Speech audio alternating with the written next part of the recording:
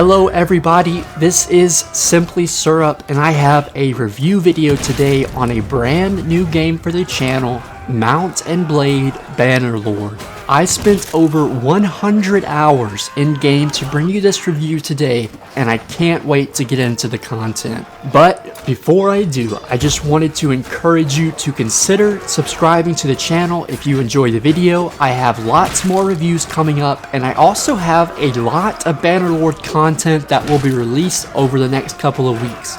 So thanks so much for tuning in, but before I take up any more of your time, let's get into the video. Mount & Blade Bannerlord is a strategy game with a healthy dose of real player combat.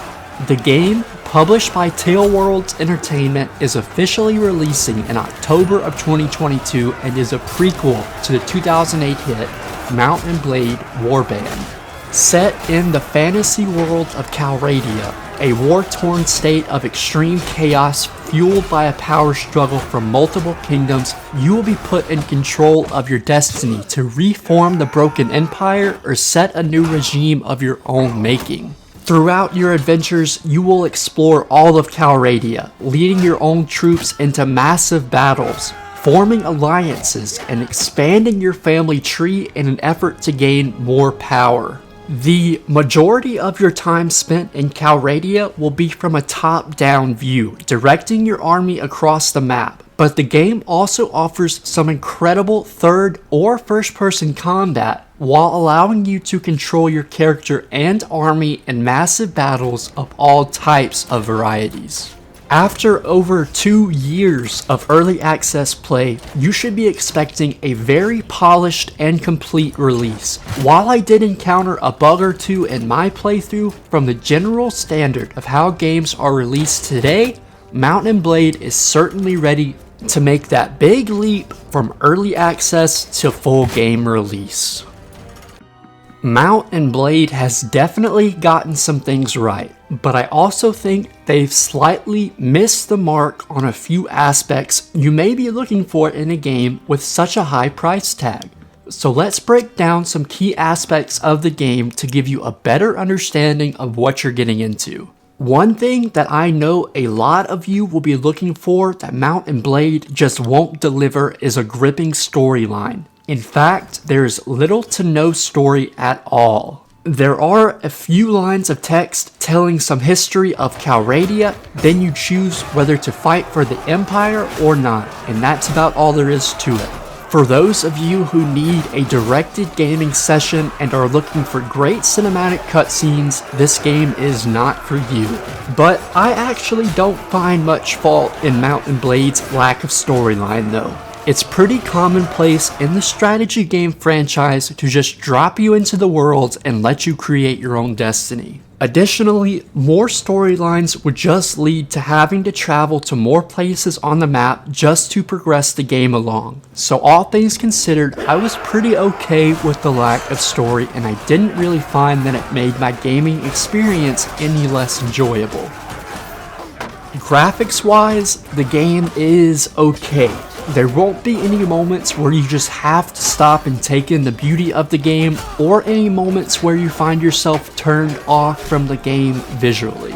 There is certainly a lack of clutter and small details that can make the game feel somewhat barren or empty, but this may be expected in a game of its size. One thing you may not know is that the entire map has actually been created in the third dimension for you to explore.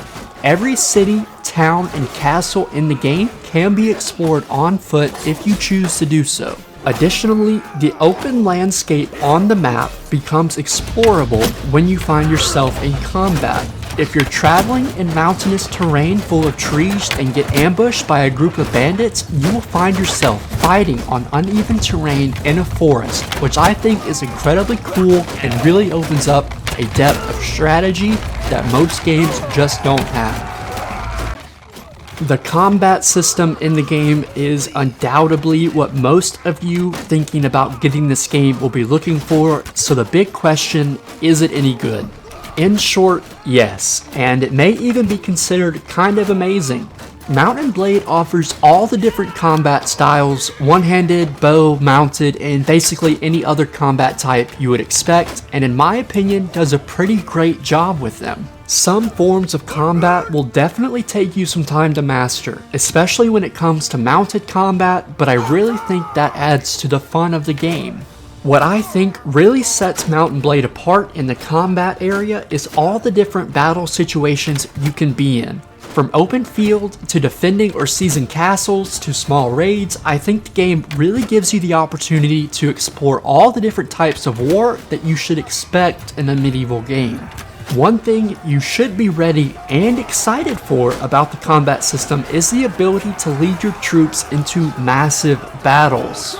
There are all types of different battle commands and formations at your disposal, and I can say from first-hand experience this game goes so much beyond just the general skirmish where whoever has the most troops wins. The only thing I would caution you about is the gamepad controls currently in place are not that intuitive, and I have a much wider range of ways to control my army on my keyboard. If this isn't changed on full release, you console players will be very limited as to what this game has to offer when it comes to managing your army in battle. However, you can always delegate command to your other leaders and take control of a regular troop, which I also find to be incredibly fun because the AI is pretty smart, and I learned a lot about how different formations can be effective versus certain troop types by just letting my generals control their own sections of my army.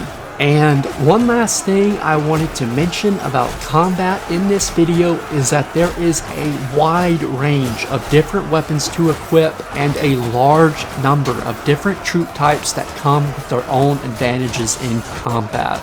Even after 100 hours in game, I wouldn't say I'm very close to knowing what each troop type has to offer for my army, but I am extremely excited to keep trying out different combinations and see what works.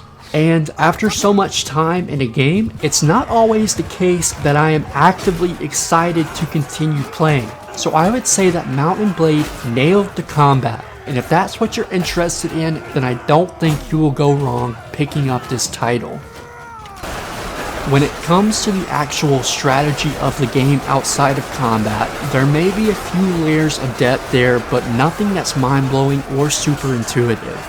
You can do things like buy businesses or start trading caravans for extra coins, but you kinda just buy them and then never think about them again. There is a very extensive skill tree, but for the most part I find it to be more confusing than anything else. It may be something that you want to get into, but it just wasn't for me. I would say most of the actual strategy in the game just comes from moving troops around the map, or garrisoning troops in certain areas of interest. It certainly does require some thought and a little bit of planning, but nothing over the top. In my opinion, as crazy as it sounds, Mount & Blade has been a game that I relax with, and I don't really have to be super focused to progress and expand. So for those of you who are really trying to put your thinking cap on, then I wouldn't recommend Mount & Blade to you unless you have the extra money or just love medieval games. But don't expect to spend a lot of time plotting out strategic moves because your fellow warlords will do just as good in half the time. Moving on to multiplayer, something that you have to know before you buy the game is that multiplayer is not an online version of the campaign. Instead, multiplayer is entirely based on combat situations. You can still do all of the fun combat that you love in the campaign, just on a slightly smaller scale. There are even a few great game modes that expand on what the campaign has to offer. Like the Captain mode, where you command a small garrison of troops alongside 5 other players in a 6v6 that basically boils down to a game of domination or last player standing wins. While I was pretty disappointed in the multiplayer on first impression, after some time spent playing, it really is some of the most fun I have ever had, and I found myself begging my friends to get the game so they could play alongside me. To summarize, multiplayer may not be exactly what you're expecting, but it has its own charm that I really enjoy, and I think you will enjoy it too if you're looking to show off your military skill. To finish off this video today, I wanted to give my final verdict on Mount and Blade Bannerlord. With all things considered, I would say this game is a must-play for fans of the medieval strategy genre. There is an old metric that states for each dollar the game costs, you should get at least 1 hour of playtime, and I believe you can easily get that out of Mount and Blade in both the campaign and in the multiplayer as two separate entities. And since both the campaign and multiplayer come together with the base game price, in my opinion, the value is definitely there to confidently say that the Simply Syrup channel endorses this game. And if you have done your research, know what you're getting into, and are still interested, then I don't think the game will disappoint you, and you will be in for hours of enjoyment. Well, that's about all I have for today's video, but for those of you who have made it this far, I wanted to give a big thank you for supporting the channel.